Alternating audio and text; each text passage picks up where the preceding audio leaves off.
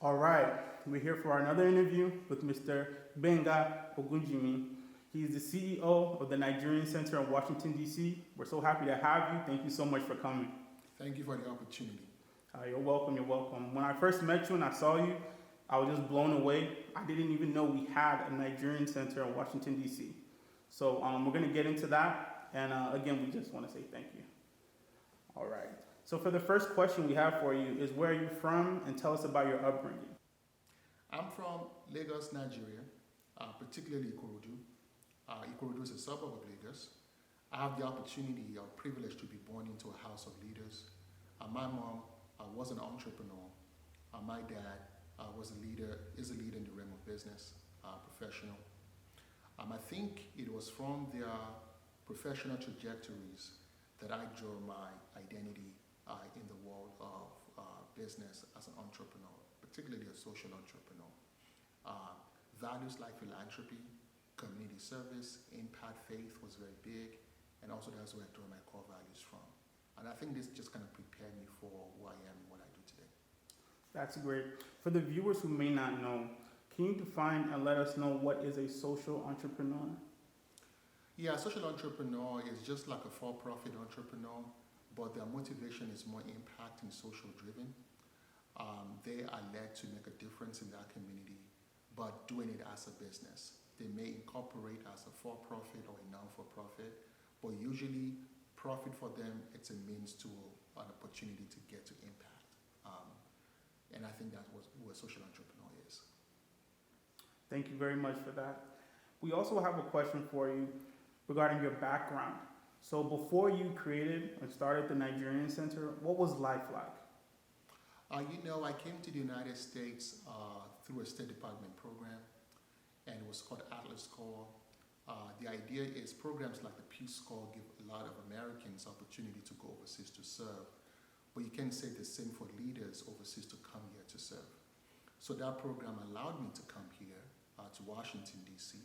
And while in Washington, D.C., I started to notice that within the international volunteer service space, there's an opportunity to use more minority participation. Realistically, it was very white, those who tried the opportunity to go overseas. But those who come from certain communities, because of many realities, particularly financial realities they have to navigate, there isn't a lot of opportunities for participation. So that was my very first enterprise that I started in Washington, D.C. called LDI Africa. It's a pro bono consulting firm taking talent from Washington, D.C., from New York, from California, Boston, and taking them to serve in about 10 countries on the continent. So whereas Peace Corps volunteers were like working in nonprofits and community projects, LDI volunteers were working with for-profit, with small businesses, and helping them with strategy, with marketing, with fundraising. So that was kind of the world that I was in. I made a pivot into the world of executive coaching for-profit, and most recently I started working with financial institutions. But what I realized was, in many financial institutions that I work with, those who come from certain minority communities, there is a community component to support their transition into America. They may have certain paperwork missing, they can go back to their community center and get it fixed. They may have work with paperwork, immigration, health insurance. They can go to a community center, they can help them fix it. But I realized that in the Nigerian community, there was nowhere to send people to. So pretty much that was what my life was before coming into Nigerian Center leadership. All right, so the Nigerian Center, what inspired you to create it? Was there a mission? Was there a goal you had in mind? In several immigrant communities all across the United States of America, whether they're Chinese, Ethiopians, Irish, Jewish, Indians, oftentimes they have a physical location called a community center, where members of those communities can go into to support their American journey, American experience. But in the Nigerian American community, we didn't have one up until now. Probably largely because the average Nigerian is entrepreneurial, kind of figure out the system. I thought that was great, but I think it's a missed opportunity for us to have a community and actually support the next generation transition. Our story does not have to be the story of the next generation. And a platform like Nigerian Center can help rewrite that story. I think that's really what inspired me. If you look at other communities like the Jewish community, for example, the first Jewish community was 1854. They had their first center. So if you look at the wealth gap that that community has been able to close for themselves and the position of that community, it speaks to the foundations that's gone into the ground. And our mission is to foster financial inclusion. But how can you foster financial inclusion? You may be able to create riches in one generation, but wealth takes multiple generations.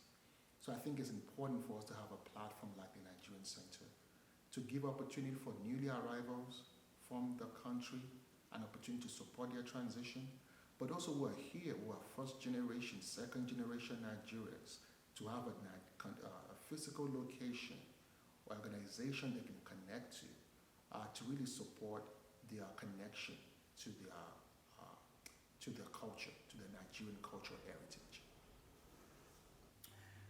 Now that we've gotten into the Nigerian Center, can you explain the process it takes to even create that? Us Nigerians, on behalf of us, we'd like to give you your flowers because I feel like that's something that's important that we do. We let people know that, hey, you've done a great job. We appreciate you. We want to highlight what you've done. If you can also explain what it took to even create that center for all of us. So I think one of the pivotal moments for the creation of the Nigerian Center was I was doing a lot of consulting work in the financial industry, with financial institutions. And I realized when it comes to community development financing, when immigrants from other cultures have problems with accessing capital, there's a location they could turn to, and they will come back with the necessary paperwork. Or even in the workplace, they may have problems with health insurance, or they may have problems with even accessing government resources, and they might not have the necessary, they might still be in between the immigration status. There might be a location they can turn to. So when I didn't see one in Nigerian community, the first thing I did was I targeted the leadership of all of these cultural groups, from the Indian community to the Jewish community to the even the Ethiopian community to the Chinese community. And I actually had a mentorship session with the leadership of these institutions, learning from them what they went through to create their center and what I should be aware of in the creation of Nigerian Center. Those meetings were very, very helpful. We started, and we are a 501c3 non-for-profit organization. Then we realized that the federal government, the state government, a lot of foundations have a lot of programs for our community. Because for all these decades, there's been no platform, those resources could not flow to our own community. So once we got started, they were even the one reaching out to say, now that you have a Nigerian Center, let us plug you into this program. We want you to be a conduit to get services to your community. What can we do to help? The opportunities are just limitless. But I think having those conversations with those community leaders was very, very helpful. Wow.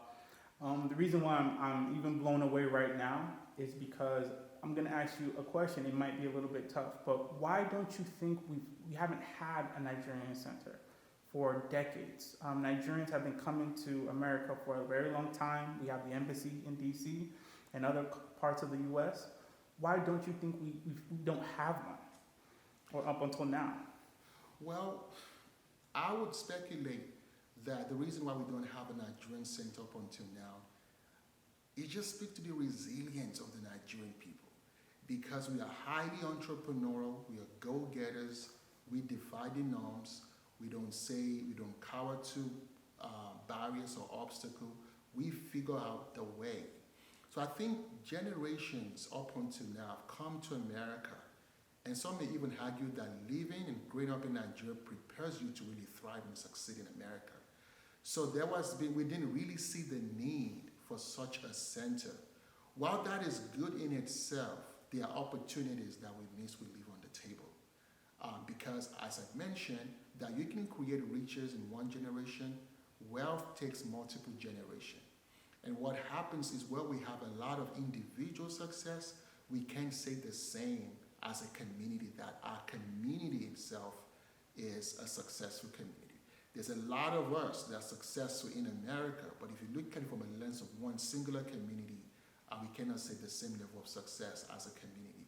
So I think that probably is one of the reasons, because it just speaks to the personality, the resilience of the average Nigerian American. But you know what they say, the best time to plant a tree was 20 years ago. The second best time is now, and we have it now. So that's what's most important. Well, again, we want to give you your flowers. Thank you for starting this center on behalf of us, people, around the world, or any American citizen, or anyone who needs the services that the Nigerian Center provides. We want to say thank you on behalf of that. Now that we have the Nigerian Center, what were some of the challenges that happened when you were trying to create it and start it? You know what?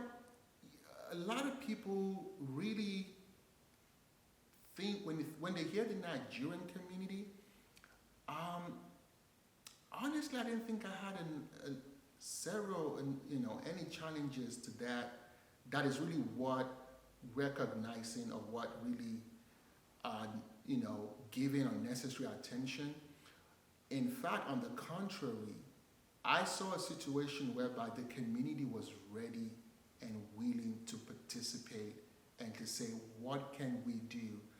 I give an example. We had our official launch as a virtual event, so we can reach the rest of the country. People drove to the center in Southeast and wait outside and join a Zoom call in the car. Wow. The idea that there is a center, I think, was just really mind-blowing for a lot of people. That what took us so long, and finally we have one. So it's just nothing but opportunities. I will also tell you, I remember calling the Washington, D.C. government, calling the Office of the African Affairs, inviting them to the launch of the Nigerian Center. The very first question they sent on the phone was, finally, wow, there is a Nigerian Center. What took you guys so long? Right. So I think it's just that joy, that a sense of identity for folks, that we now have a center. I think, for me, that kind of supersedes any challenges I could have ever encountered. That's great. I agree with them. What has taken us so long? But now that we have it, the next question we have for you regards the location. Okay. All right. So the Nigerian Center is located in Southeast Washington, D.C. For those who don't know. Why that location? Why Anacostia specifically? Well, to even be more specific, the Southeast quadrant of Washington, D.C. is the least underserved quadrant of the nation's capital. Predominantly people of color, African Americans in the particular community. There's a lot of Nigerians that I've met who have never set a foot in Southeast Washington, D.C.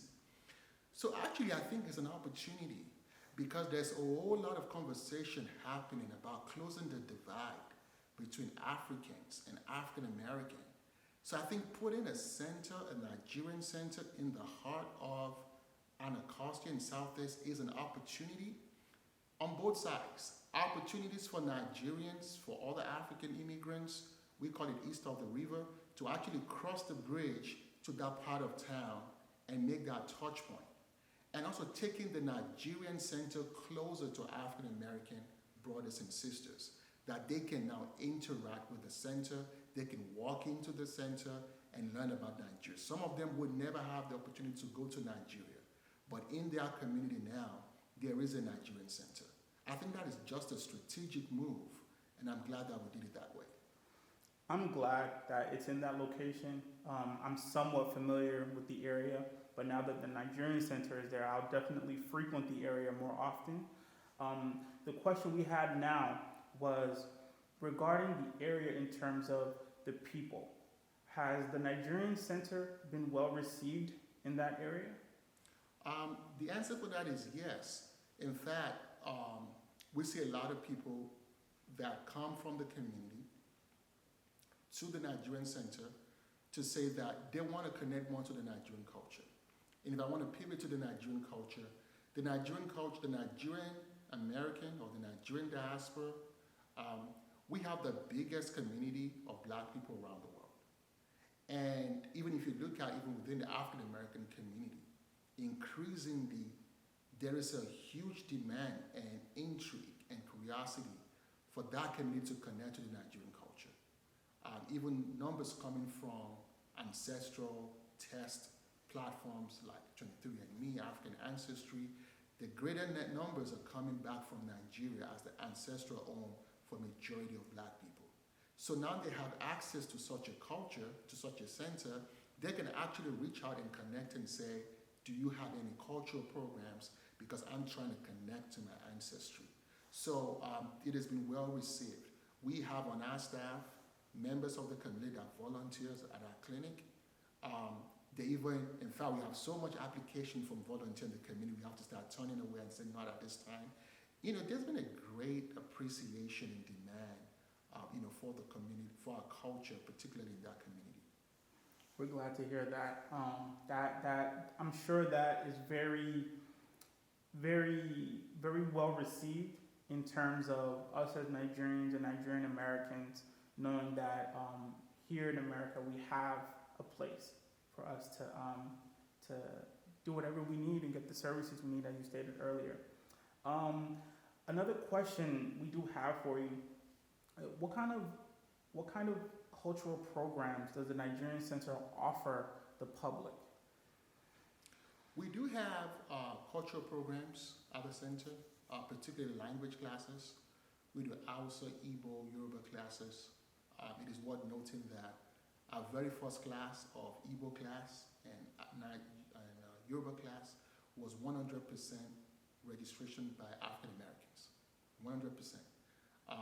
In a subsequent version, we have more first generation who want to connect and learn the language. We also host like author speaker series, those who've written about the culture. There could be historians, there could be culture experts to shed more light about the Nigerian culture. One of the things that we want to do even more now is the Nigerian cultural practices and doing more content around that to educate folks about cultural practices.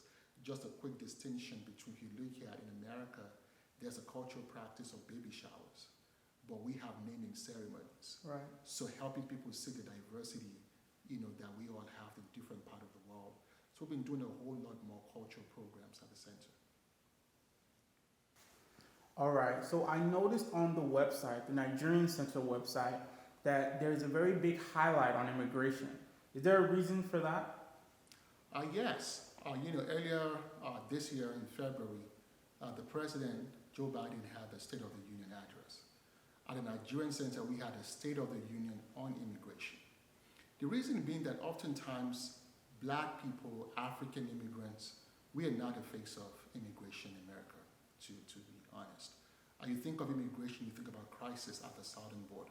You think about Latino, Hispanics, and other communities. Not recognizing the fact that we are a significant community here, and realistically, we cannot swim our way here, we cannot cross any fence here, we come here legally, but folks may go out of status. And immigration is very critical. Our goal, our mission is to foster financial inclusion. You cannot begin to participate in the American dream without having your immigration papers sorted. Even in some cases, you cannot even buy a house. You don't have authorization to get employment. In some school, you cannot even pay the same tuition as those in your class. So the barriers are so enormous. In some states, you cannot even drive a car. You cannot get a driver's license. You are living in the shadows.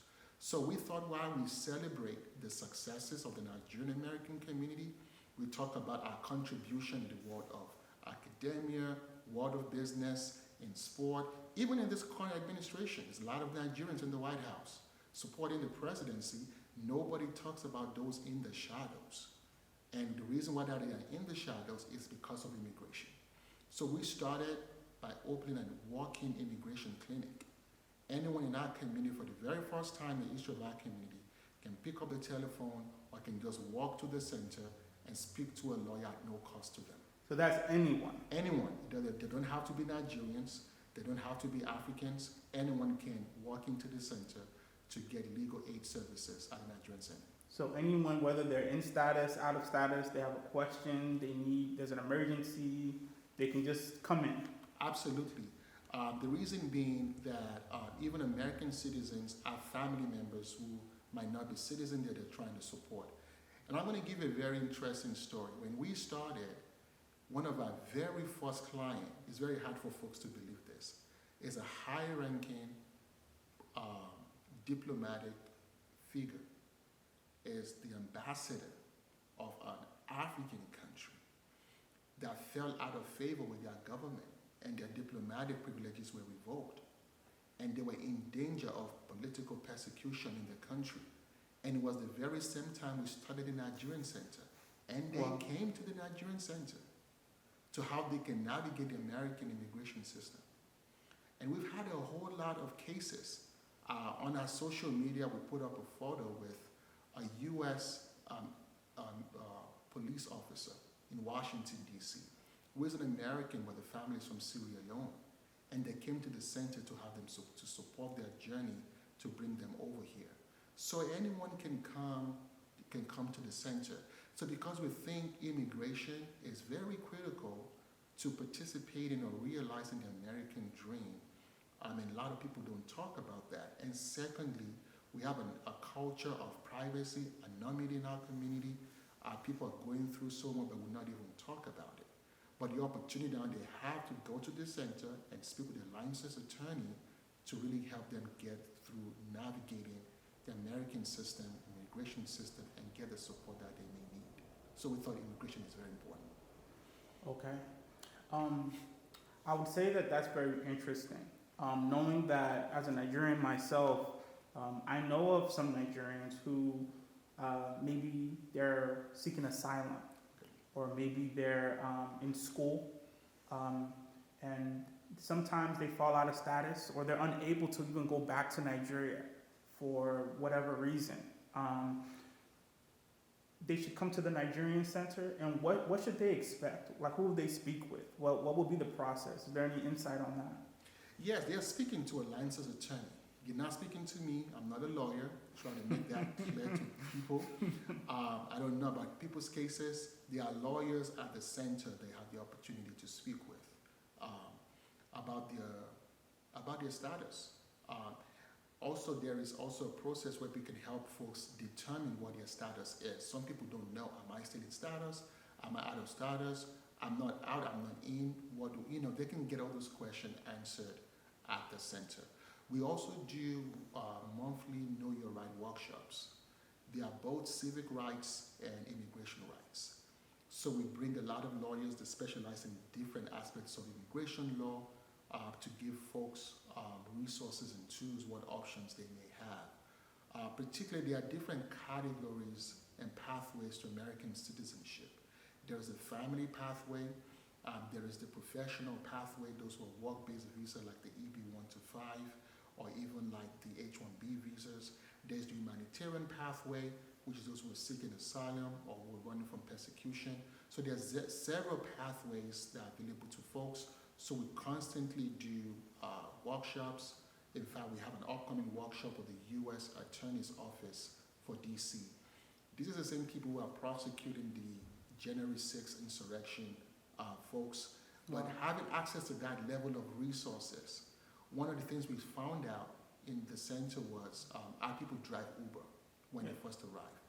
That if an American would call the police on them, and they may even be assaulted, but their word don't hold that much weight. They may hear an accent, they may hear that they might not make the first call first, the burden is against them. They get their licenses revoked, they just go and pray that they're reinstated. But they don't know what legal options they have at their disposal. So we're now educating folks that now you have these resources, and the center make those resources available to folks. That's interesting to say and to know, because I would say us as Nigerians right now, especially in America, there's a whole spectrum of how we're viewed by the public. I think that some people who maybe require or need legal services feel that they'll be stereotyped. Oh, I'm Nigerian. Like you said, I have an accent. My accent is strong. Or Nigerians are known to be scammers. or these different type of stereotypes. How do you feel people should still navigate through that whenever they need some sort of help, despite whatever preconceived notion they have? Well, I would say to those people that they should definitely get rid of such mentality. Mm-hmm. That is an old school way of thinking. It's a whole paradigm that's no longer working in this 21st century, in this 2023. Yeah. The Nigerian identity now is a strong one. It's a vibrant one. I'll point them to the Afrobeat culture. A lot of folks have a lot of interest, curiosity to connect to the Nigerian like never before. So I think it's time that we are actually celebrated. Our culture is in high demand. People want to connect to us like never before. So I think that old school paradigm is completely broken. And even me starting and coming into the leadership of Nigerian Center, I think that's one of the things that we settled from day one, that this is the new Nigeria. We had on October 1st last year, we got the mayor of Washington, D.C. to declare October 1st as Nigerian American Day. Wow. And it was in the news, both in Nigeria, both in the United States. And one of the things I said in that meeting was, whether you came to America 400 years ago, 4 years ago, or 4 months ago, we are all Nigerian American. I don't think Nigerian is someone who was born to parents who have Nigerian citizenship.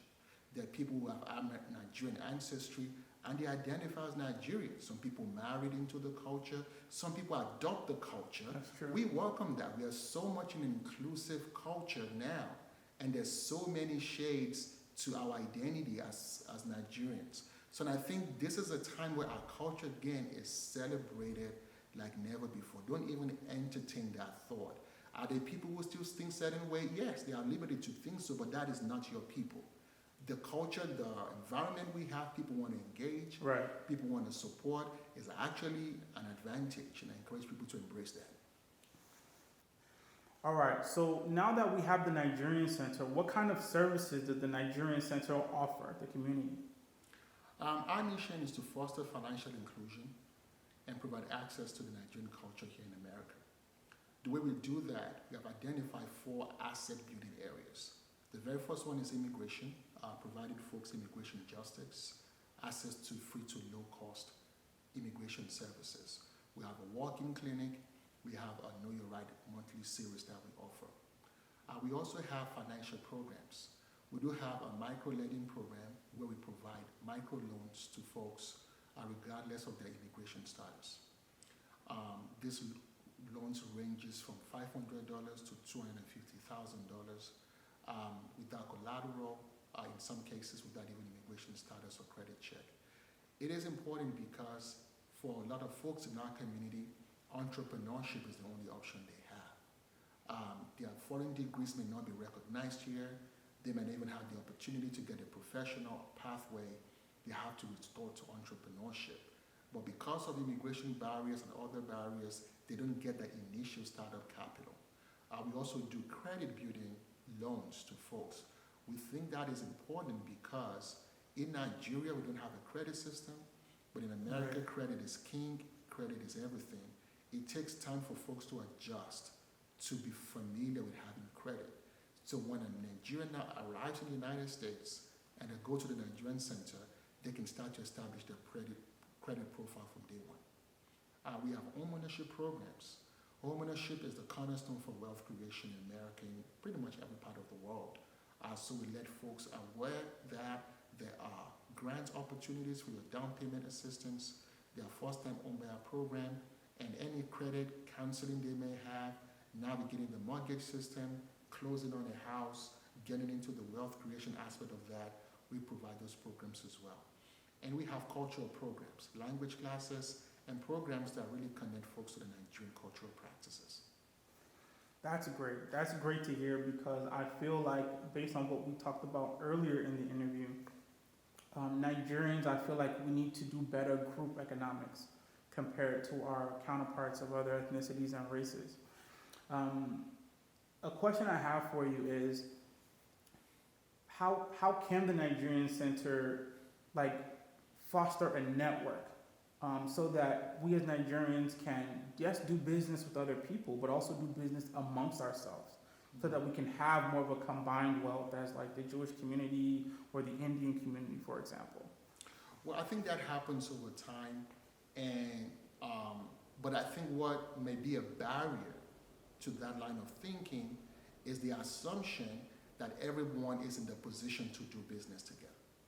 As I mentioned, we are very private with our realities, so some people might have some legal barriers to even incorporate a business, open a bank account, or even get a driver's license, and they may not talk about it. Right. So I think the role of the Nigerian Center is to eliminate such barriers. Okay. And allow wealth building to naturally foster and percolate among the community. Okay. We're going to touch on some other things, but as of right now, how can people engage with the Nigerian Center online or in person, in terms of like maybe assistance, volunteering, donation, as you stated earlier? Yes. Our website is nigeriancenter.org. We encourage folks to join us on our mailing list on the website, join our social media pages. There's a tab there called Get Involved. We are constantly accepting speaking opportunities, application for speakers. There could be subject matter experts, authors, historians, cultural experts, financial experts. They can come speak at the Nigerian Center. We have fellowship programs, volunteer programs where folks can volunteer at the center. We also have a community partners program, which is very important. Any community leader in any sphere, whether in business, faith-based community, mosques, churches, media, anyone that has any form of touch point with a Nigerian or any immigrant community, we want them to be on our community partners program as a board member, as an advisor, so they can let us know what the pain points of their communities are, and they can influence our programming in such a way that it connects to places we might not be able to reach to. We ask folks to support our programs, become a donor at the Nigerian Center. Because oftentimes, when we think of a center like Nigerian Center or programs of this size, we don't always think that our financial contribution can go a long way. And if you look at political campaign, it takes a little bit of money to really get things happen. So they can either become a recurring donor, they can do that on our website, or there could be a one-time donor. So those are some avenues that folks can support. And one more thing, I want everyone listening to see themselves as a Nigerian Center ambassador. Whatever that means, telling the next person that, oh, there's a center in DC you can go to. And you don't have to be in Washington, DC. There's services you can get online. Let people know that Nigerian Center now exists. And if there's any of those programs that benefit your community, let us know. We'll come to the phone, we'll travel to your location to educate folks on how to access our services.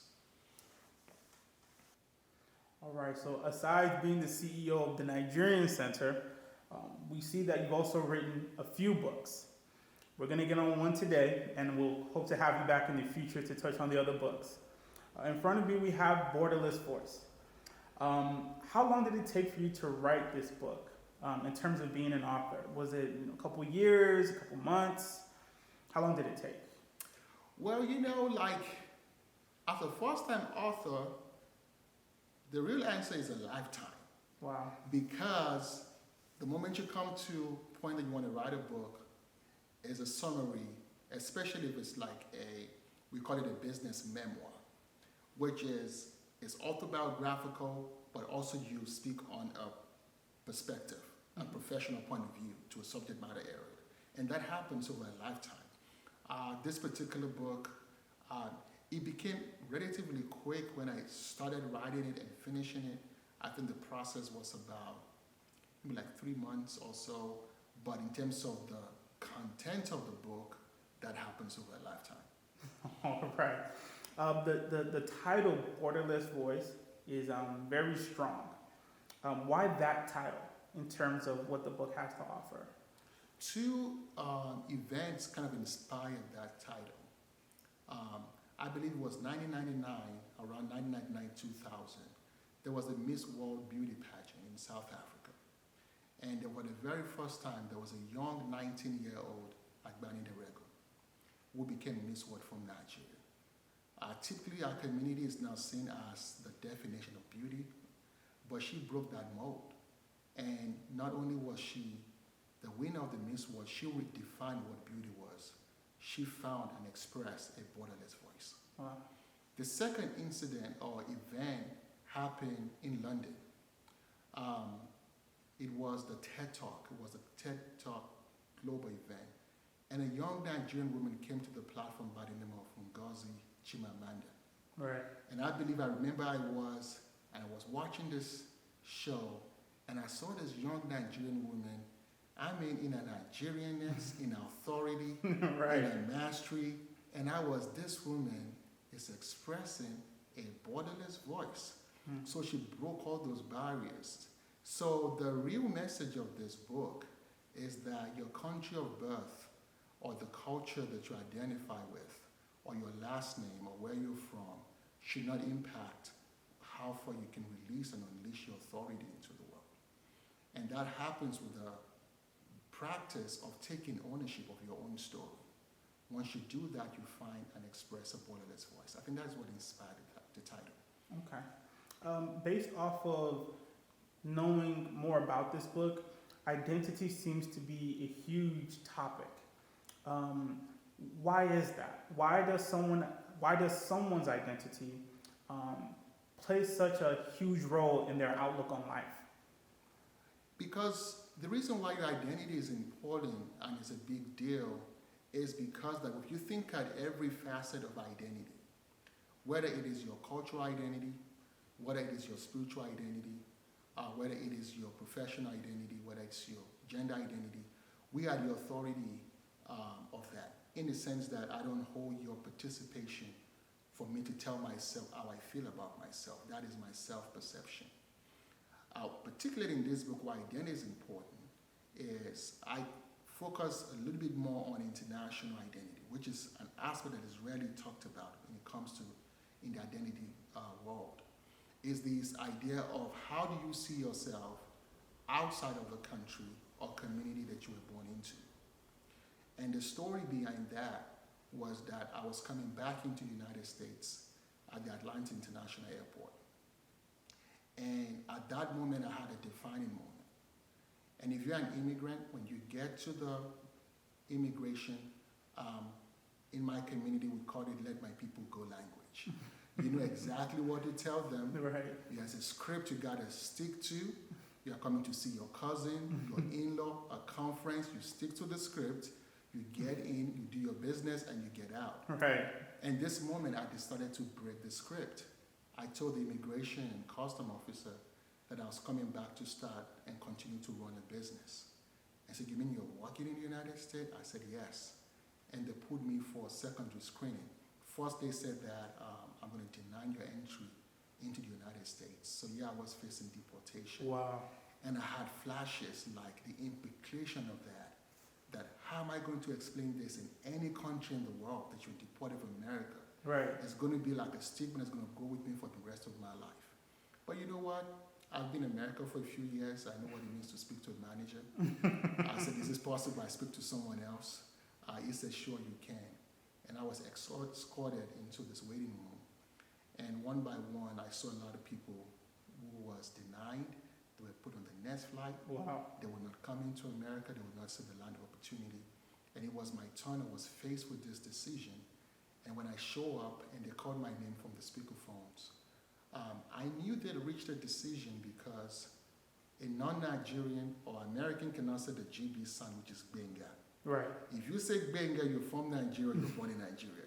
For the first time in my entire life, I heard an American accent say the GB sound, and it was Gbenga Ogunjimi. I knew this was a moment of decision. So I showed up, and they gave me another opportunity to really explain what I meant. I said, "Hey, I'm coming to this environment to create opportunities, and I see myself as an international entrepreneur." Because if you think about it, there was a woman at the Guardian newspaper who published a piece. She said, "How come white people go overseas and are expats, but the rest of us go overseas and are immigrants?" That's true. When we have the same skill set. So they did the investigation. They came back to me and they said, "Your story checks out. We're issuing you an advisory to become a permanent resident, and this is the path that you would go." And they gave me the pathway which is the extraordinary ability in business, which I did not know. And the idea behind that story is this idea that I took authority over my own identity. Right. It was challenging. There was stakes. The stakes were very high to do so, but that revealed a whole world of opportunities, and that created this borderless voice. So that is the message of this book, that once you take on the authority of your identity, of telling your story, you create a whole world of opportunities for yourself. That's very interesting that you say that. The reason why I say that is because I feel like identity is something that everyone struggles with. Yeah. Trying to shape it, trying to fit someone else's mold, trying to break stereotypes. I'm guessing those are topics in the book, correct? Okay, so if people continue to have opportunities to correct their identity, what is something this book can help them with? What is something that this book can give them to help them better understand their identity and their story? I think one of the tools you're going to get from this book is this idea that your identity is the way you see yourself. Your brand is the way I see you. You have the responsibility over every aspect of your life. Your self-perception is for you alone to decide. But not only that, you now have the opportunity to actually shape and have authority over your brand identity, controlling the way you see yourself and the way I see you. And everybody leave that to the world to determine that for them. And the reality is, whether you're intentional or not, there's a version of your story out there. Whether you're telling it or not, there's a version of your brand perception out there. But you telling your story and taking authority of your identity is you taking control over that messaging, over that narrative, and say, this is the way I want to be seen. This is the way I want to be addressed. This is the way I want to be perceived. And you can shape that. So I think this book gives you the tools to do that. It also lets you know that the greatest barrier or border in the world, it is not financial, it is not technological, it is not cultural, it's your self-perception, it's the way you see yourself. And this book helps you with the language, helps you with the tools to really elevate your brand authority. And all of that happens by the way you see yourself. And I think there's a mixed opportunity because we allow voices to shape and dictate that. But this book is gaining control over that aspect of your life. Wow. Okay, because I read a lot myself. And when I read books, I like to take something away, hopefully more than one thing. But in reading this book, what is something you hope people take away? What is something you hope people take away and maybe share with another person, or have some sort of epiphany or relief from? Is this idea that everyone has a story to tell. And in my line of work, and I've done storytelling consulting, I've helped congressmen design their comm strategy. I've worked with people who are returning from prison, who are returning citizens. I've done Fortune 500 weigh in on their marketing strategy. Wow. The idea is, the commonality is, whether it's a CEO of a corporation or whether it's an aspiring entrepreneur or someone who just got released from the prison criminal justice system, everyone has a story to tell. And everyone's story is unique, is your superpower. Like, once you understand that you don't have to keep discounting your story, that in itself puts you in a league all by yourself. It puts you in a world where you have no competition because no one else can have your story. And this book allows you to tell your story in a most authentic way, in a most compelling way that really celebrate and shine a light on your brand authority. And I think that skill is a leadership skill, is a missing component to a lot of people's toolkit. This book gives you the tool to be able to do that. In my coaching consulting practice, I spotlight the stories of the people I've worked with, many of them who have been able to define unimaginable odds, but the pivotal moment, the transformation happened for them when they say, hey, I have a story to tell. And I think telling that story honestly is a pathway for creating wealth. Because if you look at your life story, it's a wealth creation blueprint. And this is what this book tells you, how to mine that and how to monetize that. Wow, that's deep, and I'm so glad that we have books like this, and in our platform we want to highlight books like this so that people can get whatever type of assistance or help they need in the form of knowledge, especially in the book form. Thank you. So thank you so much for joining us with this interview. CEO of the Nigerian Center, everyone. Here he is. In case you've been Googling or want to research. Is there anything else you want us to tell the viewers, or anything you want to share with the viewers regarding the Nigerian Center or the book here, Borderless Voice? Yes. On the 24th of February, Nigerian Center led a coalition of 128 organizations in the United States, humanitarian rights groups, human rights, immigrants' rights, educational culture organizations, and we petitioned the Biden administration to immediately designate and grant Nigeria TPS, which is temporary protected status. And what that means is that it's going to protect undocumented Nigerians in the United States. And the benefit of that is that anyone who is currently in any form of incarceration or immigration detention will be released. Anyone who is in the removal proceedings, they have a court date, will be cancelled. Anyone who is undocumented, don't have a pathway forward, or don't have work authorization, would be issued one. Because we are asking the State Department, the Biden administration, to recognize the conditions in Nigeria. Folks should not be deported at this time.